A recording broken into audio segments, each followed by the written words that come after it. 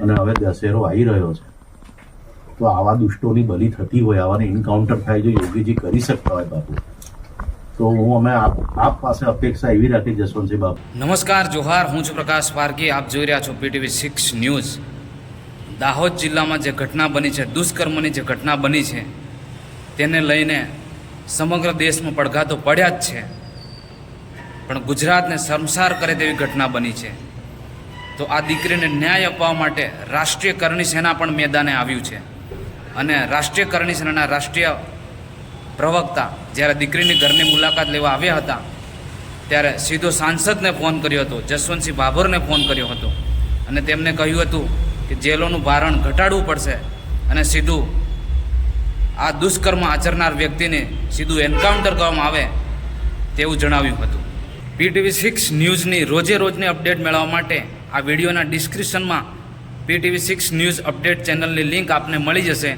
ત્યાંથી આ લિંક પરથી PTV 6 ન્યૂઝ અપડેટ ચેનલને સબસ્ક્રાઇબ કરી બેલ આઇકોન પ્રેસ કરી લેજો. જસવંતસિંહ બાપુ, જય માતાજી.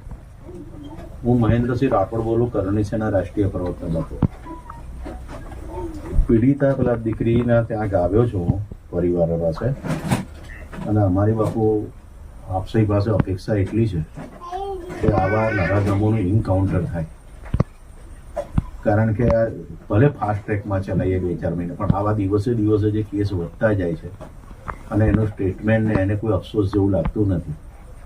અને હવે દશેરો આવી રહ્યો છે, તો આવા દુષ્ટોની બલી થતી હોય, આવાને એન્કાઉન્ટર થાય, જો યોગીજી કરી શકતા હોય બાપુ, તો હું અમે આપ પાસે અપેક્ષા એવી રાખી જસવંતસિંહ બાપુ કે આવાને એન્કાઉન્ટરથી અહીંથી તો શરૂઆત કરો,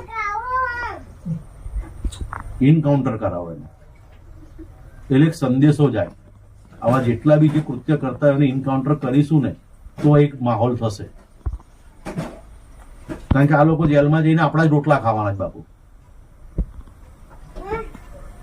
તો અમારી આ માંગણી લાગણી અમે અમારા વડીલ તરીકે આપને જ કહીએ. આજે માનવતાને હૃદય કંપાવનારી જે ઘટના ઘટિત થઈ છે પીપળિયા ગામે અને દાહોદ જિલ્લામાં, અને આ ઘટના થકી સર્વ સમાજના લોકો અને સૌ લોકો આ પરિવારની પડખે આવ્યા છે. પણ આમાં ચિંતાનો વિષય એક જ છે કે જે આરોપી છે એ મૂળ આ ગામનો જ છે, અને આટલી ક્રૂર હત્યા કર્યા પછી પણ એને જે એનો પસ્તાવો હોવો જોઈએ એ કોઈ પણ એંગલે લાગતો નથી. સૌથી પ્રથમ પ્રશાસનીય ભૂમિકા પોલીસે કરી છે. પોલીસે પોતાની ઈમાનદારીથી ફરજ અદા કરી છે, પણ પોલીસ એ બંધારણીય લોકશાહીના કાયદાના સંવિધાન પ્રમાણે ચાલે છે. પણ આણે જે કૃત્ય કર્યું છે એ પ્રમાણે કરણી સેના અને અમારા સર્વ ક્ષત્રિય સંગઠનોની એક જ માંગણી છે કે આવા હત્યારાને તાત્કાલિક ધોરણે ઇનકાઉન્ટર કરવો જોઈએ. અને મુખ્યમંત્રીશ્રીને અમે 2 હાથ જોડીને વિનંતી કરીએ છીએ, આપ ઘણા મૃદુ અને સહજ મુખ્યમંત્રી છો, પણ અપરાધી એ તમારું સહજતાનો દુરુપયોગ કરે છે.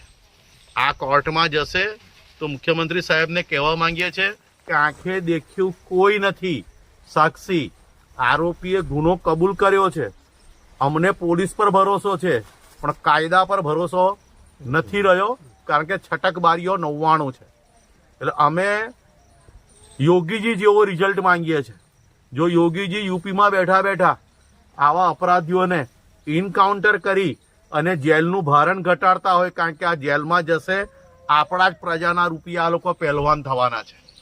માટે તાત્કાલિક ધોરણે દશેરો આવી રહ્યો છે અને અમારા ક્ષત્રિયોમાં દશેરો આવા દુષ્ટોને બલી આપવા માટેનો હોય છે. તો તાત્કાલિક ધોરણે અમે સરકારને માંગણી કરીએ છીએ, તાત્કાલિક ધોરણે આવા જેટલા પણ અપરાધ કરનારાઓ છે, જેટલા પણ બળાત્કારીઓ હોય, જે પણ આવું હત્યા કરતા હોય, જેવા પણ હોય, એમને તાત્કાલિક ધોરણે એન્કાઉન્ટરો કરો તો એક સમાજમાં દાખલો બેસશે, એક બીક બેસશે. એટલે અમે અને અમારી ટીમ માંગણી ફક્ત એક જ છે, આને તાત્કાલિક ધોરણે એન્કાઉન્ટર કરો.